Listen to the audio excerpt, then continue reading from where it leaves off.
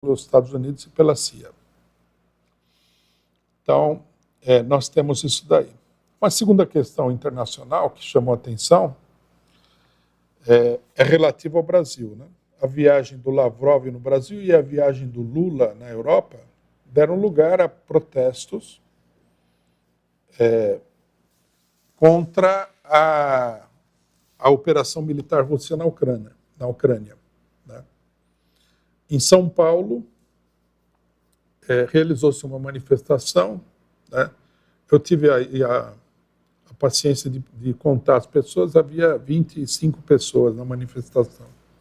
Quer dizer, nada. Mas me chamou a atenção a presença do PSTU. Né? Por que a preocupação com o PSTU? A preocupação é a seguinte: eu tenho ouvido sistematicamente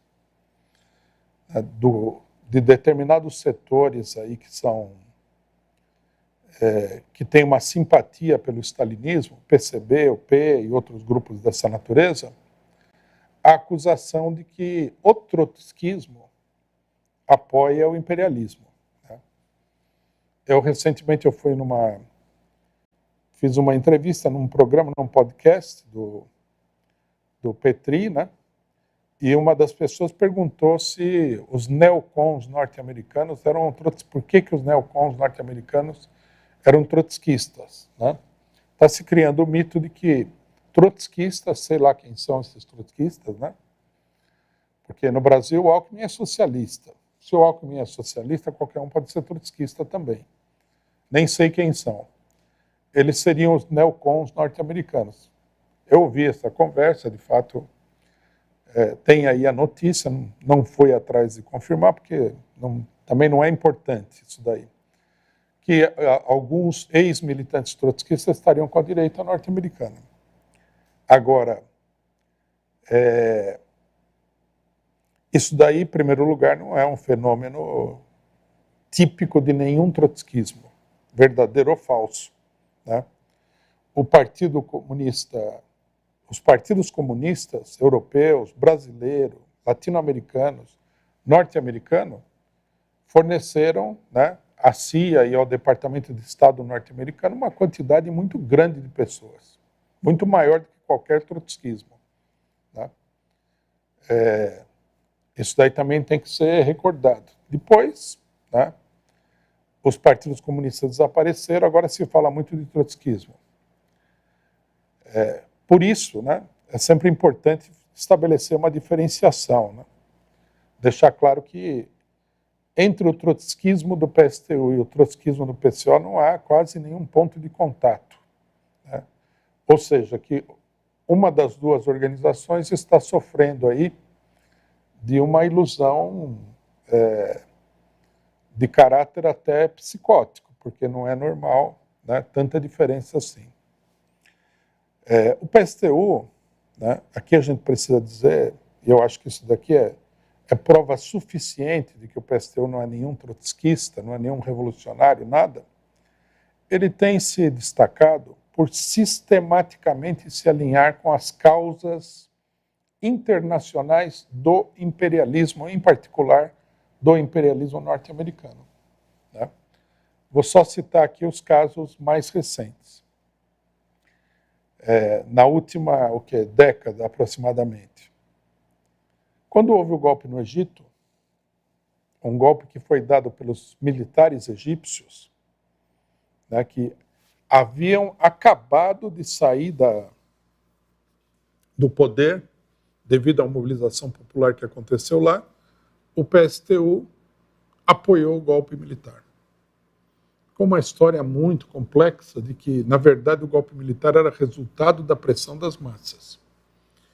Na época, até de pessoas muito pouco conhecedoras do assunto e ingênuas poderiam acreditar numa história como essa. Mas depois que a gente viu aí que já faz quase uma década que se restabeleceu completamente a ditadura militar no Egito, uma ditadura militar que é nesse momento aqui o principal ponto de apoio do imperialismo em todo o Oriente Médio, fica difícil de acreditar nessas histórias tristes de que os militares deram um golpe por pressão popular. Né? Na verdade, o que eles considero como pressão popular, foi um movimento organizado pelo imperialismo para respaldar o golpe de Estado dos militares. Para o PSTU, o problema era a Irmandade Muçulmana, que é um grupo muçulmano ortodoxo. Como esse é um grupo muçulmano ortodoxo, ele não tem grande respeito pelos direitos das mulheres, etc. Então, o critério decisivo não é quem domina o mundo, é quem respeita o direito das mulheres. Segundo o PSTU, seria a ditadura militar egípcia e os Estados Unidos. Não é fato isso daí também. As mulheres não ganharam nada com o golpe militar. Muito pelo contrário. Na sequência, em 2014, o PSTU apresentou o golpe de Estado, tá? Orquestrado pela vice-ministra, né, do Departamento de Estado norte-americano, que é o Departamento de Relações Exteriores norte-americano, Victoria Nuland, contra o governo democraticamente eleito. Um golpe de Estado que o mundo todo, apesar da propaganda imperialista, constatou que foi organizado por grupos de extrema-direita. Não dá nem para dizer que eles são neonazistas. O pessoal gosta de falar em neonazismo, neofascismo. São nazistas da antiga cepa de nazismo que foi sempre muito forte na Ucrânia, né? Esse golpe aí está na origem dos acontecimentos posteriores. Depois que foi dado o golpe de Estado, a repressão foi total contra o movimento operário, contra os sindicatos. Em Odessa, queimaram várias pessoas dentro da sede dos sindicatos, os nazistas, e depois passaram a bombardear o próprio povo ucraniano, no leste da Ucrânia, onde hoje, né, existe lá uma área que foi anexada pelos russos, né, com base na vontade da população. Esse povo foi atacado, bombardeado, reprimido, né, assassinado durante 8 anos. O PSTU não falou absolutamente nada disso. Nada de nada, de nada, de nada. No Brasil, né, em 2016, o PSTU, no meio do golpe de Estado, que pedia fora Dilma Rousseff, um golpe de Estado que todo mundo sabe hoje, nós sabíamos na época, né, orquestrado pelo imperialismo norte-americano também, o PSTU levantou a palavra de ordem de fora todos. Quer dizer, eles não eram só a favor da saída da Dilma Rousseff, eles eram a favor da saída de todo o sistema político brasileiro, todos os partidos, todos os governadores, todos os senadores, todos os prefeitos, tudo. Bom, como fantasia não é política, né, a única coisa que ficou fora foi o governo democraticamente eleito da dona Dilma Rousseff. Na Síria, né, onde até agora se trava uma luta, né, do imperialismo contra o governo sírio, o PSTU se colocou do lado do governo sírio. O imperialismo, inclusive, se apoderou de uma parte do território sírio, explora o petróleo sírio à revelia do governo da Síria, em nome da defesa da população síria contra o governo. Para conseguir esse feito, né, o imperialismo, ele, num dado momento, ele criou uma farsa que está sendo questionada agora até mesmo na ONU, onde muita farsa é simplesmente encampada, de que o governo sírio teria usado armas químicas. Na época o PSTU fez uma forte denúncia disso. E está vindo à tona de que as armas químicas foram uma operação de bandeira falsa. Na América Latina, o PSTU não se opôs a nenhum golpe ou tentativa de golpe contra os governos nacionalistas latino-americanos.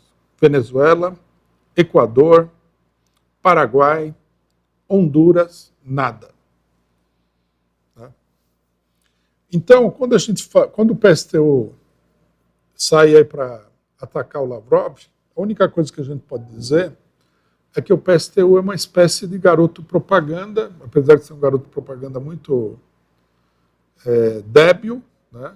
Muito sem apelo, sem glamour, do imperialismo norte-americano. É um braço político do imperialismo norte-americano. O que a gente pode dizer? Porque isso daqui já não é um erro. Isso daqui é uma folha corrida. É uma vida de crimes. É uma atrás da outra. E nós não estamos citando aqui todos os casos, porque há outros casos também. Há o caso da Líbia, né? Há o caso do Iêmen, é o caso do Irã, é o caso da China, e assim por diante. Quer dizer, esse trotskismo, entre aspas, não é trotskismo nenhum. Trotsky era um revolucionário. Isso daqui é um grupo pequeno burguês com, sendo bastante generoso na caracterização, uma profunda ilusão no imperialismo norte-americano, uma das coisas mais hediondas que já apareceram na política mundial. Sendo muito generoso, seria isso. Eles acreditam que o imperialismo é o defensor da democracia, dos direitos humanos, do direito dos povos, das mulheres, dos negros, da população LGBT, dos índios e sabe-se lá mais o quê. É uma trajetória que condena qualquer negociação, qualquer tipo de organização ao desaparecimento total, porque não é possível você ser tão pró-imperialista assim. Não é possível. Né? Ou as pessoas estão sofrendo aí de uma fantasia política muito grande, ou sei lá. Pode até haver outros motivos para esse tipo de coisa. Bom, uma coisa que acontece sistematicamente nessa questão da Ucrânia, assim como nas outras questões, é que os ditos trotskistas eles têm que fazer uma verdadeira acrobacia de circo para poder justificar uma política tão reacionária como essa, tão profundamente contra-revolucionária. Né? E me chamou a atenção, nessa semana, a matéria de um ex-integrante do PSTU, que apoiou a maior parte dessa loucura aqui, toda, né? E depois rompeu com o PSTU, porque a pressão era muito grande, devido ao apoio ao golpe militar, que é o senhor Valério Arcari, de um grupo que hoje está dentro do PSOL, ele é dirigente do PSOL. Né? Ele publicou recentemente uma matéria que chama a atenção, que tem como título o seguinte: a Rússia não é imperialista. Nós aqui, né, em mais de uma oportunidade, nós procuramos mostrar que essa ideia de que a Rússia é imperialista é pura ignorância do que seria o imperialismo propriamente dito. Né? Aí, eu acho que tem um frisson aí no meio das hostes pró-imperialistas, por causa do Lula. Né? Como o Lula se posicionou, procurou se posicionar de maneira independente da Ucrânia e do imperialismo, então eles olharam e falaram assim, não é possível, até o governo brasileiro vai ser contra a política do imperialismo norte-americano, e aí decidiram sair a campo, fizeram o ato público de 25 pessoas, e escrevem matérias procurando justificar que, na verdade, você tem que ficar contra os russos, porque a Rússia é um país imperialista, uma coisa insustentável. Mas vamos ver alguns argumentos do Valério Arcari. Primeiro, ele faz uma história muito, muito mal feita aí, né, do que seria a história do imperialismo, etc. e tal. Né? Conta uma história da Rússia que também é uma história muito fantasiosa. Daí ele diz o seguinte: se usarmos a fórmula de Lenin, no caso, ele escreve, parece evidente que a Rússia é também um país imperialista, ainda que subalterno. É uma nova categoria que a gente precisaria, né, acrescentar ao nosso repertório. País imperialista subalterno. A presença de monopólios, a liderança do capital financeiro, o papel da exportação de capitais, a competição por espaço de suas corporações no mercado mundial e a disputa de áreas de influência estão todos presentes. Grandes empresas russas como a MMC, Norilsk Nickel, RJSC e Lukoil, PJSC, lançaram IPOs em mercados financeiros como Nova York. Quer dizer, se você lança as suas ações no mercado de Nova York, né, obviamente você é um imperialista. Petrobras, por exemplo. Aí ele disse o seguinte, né, ele falou, há 4 questões estratégicas, que, segundo ele, seriam o que Lenin falou. Na verdade, Lenin não falou nada disso que ele vai falar. Sua inserção histórica na etapa anterior. Isso aqui não tem a menor importância, a não ser pelo fato de que a inserção histórica, né, ou seja, dos países mais avançados do capitalismo mundial, levou à criação de monopólios, e esses monopólios é que são o imperialismo. Fora isso daí, não tem a menor importância. B, a dimensão da sua economia, ou seja, os estoques de capital acumulado. A capacidade de ter soberania monetária. Nunca ouvi Lenin discutir a política monetária do imperialismo, mas enfim, né? Os recursos naturais. No imperialismo, Lenin diz o seguinte, o imperialismo é uma luta desenfreada pelos recursos naturais. Não é que eles têm os recursos naturais, eles querem os dos outros. Mas aqui os recursos naturais já são uma característica do imperialismo. Assim como a dinâmica do desenvolvimento da indústria, ou seja, sua posição na divisão internacional do trabalho no mercado mundial. A Rússia é uma das 10 maiores economias do mundo. Assim como o Brasil. Então o Brasil também, nós temos que considerar que é um país imperialista. Não podemos mais falar no Brasil. O Brasil já foi a 5ª maior economia mundial, pelo PIB, né? Que é o critério que ele usa, que é um critério absurdo. Se o Brasil já foi a 5ª economia mundial, o Brasil é um dos 5 maiores países imperialistas do mundo. Então, falar na opressão norte-americana do Brasil, nós estamos falando bobagem, nós estamos defendendo um país imperialista contra outro. É uma novidade, né? Uma novidade do trotskismo. A capacidade de cada Estado em manter sua independência e o controle das suas áreas de influência. Lenin não falou nada disso aqui. Tudo que ele falou até agora não tem nada a ver com Lenin. E D, as alianças de longa duração dos Estados uns com os outros, que se concretizam em tratados e acordos de colaboração, blá, blá, blá. A Rússia tem um acordo com a China. Então tem um acordo com a China, obviamente. É um país imperialista. E como o Brasil está para constituir aí uma série de acordos com a China, e está até nos BRICS, o Brasil também é imperialista, e a Índia, que também está nesse bloco, também é imperialista. Quer dizer, isso daqui é uma ideia totalmente antagônica com o que é o imperialismo do ponto de vista marxista. O que Lenin falou é o seguinte, o capitalismo de livre concorrência, num dado estágio do seu desenvolvimento, se transforma as empresas se transformam em monopólios.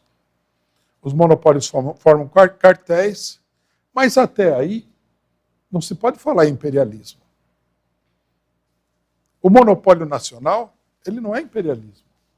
O que caracteriza o imperialismo não é simplesmente o monopólio. E a gente precisaria discutir a ideia de monopólio, que é uma coisa que é usada incorretamente nessa matéria. O problema é que esses monopólios, eles se lançam, né, depois de controlar o Estado dos seus países, a conquista do mundo.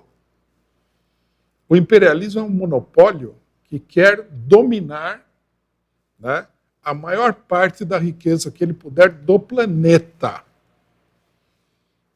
Então, quer dizer, você falar em monopólio é uma abstração, uma coisa totalmente sem sentido. Por exemplo, a Friboi é um monopólio. Mas a Friboi vai dominar o mundo, vai invadir, por exemplo, a Argentina para pegar o gado argentino? Não. Ela não tem nem de longe esse poder. Não basta você invocar a palavra monopólio para você criar o imperialismo. Os monopólios imperialistas, eles dominam o planeta inteiro. Esse que é o monopólio do qual Lenin estava falando. Se você tiver o monopólio da venda de, sei lá, tampinha de garrafa, você não vai dominar o mundo. É o capital financeiro internacional que domina o mundo. E quem é que domina o mundo? São os russos? Não. No Brasil, nós não conhecemos absolutamente nenhuma empresa russa. Os russos não têm nem participação no mercado brasileiro, quase. Provavelmente, sei lá, os russos vendem para o Brasil aí fertilizantes. Ninguém conhece as empresas russas. As chinesas ainda se conhecem um pouco, é tudo empresa de coisa barata. Eles fazem concorrência com o imperialismo com a coisa barata. Mas não dá para dizer que os chineses dominam nem a economia e nem a política nacional brasileira. Lenin, no Imperialismo, ele diz o seguinte, ó. O que é o imperialismo?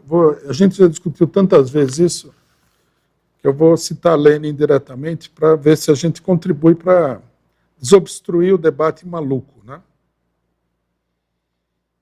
Então ele diz o seguinte: sem esquecer o caráter condicional e relativo de todas as definições em geral, o que é muito prudente de se falar, que nunca podem abranger em todos os seus aspectos as múltiplas relações de um fenômeno no seu completo desenvolvimento, convém dar uma definição do imperialismo que inclui os 5 traços fundamentais seguintes.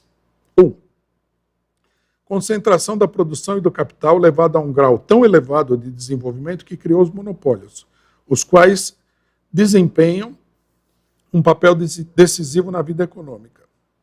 A fusão do capital bancário com o capital industrial e a criação, baseada nesse capital financeiro, da oligarquia financeira. A exportação de capitais, diferentemente da exportação de mercadorias, adquire uma importância particularmente grande.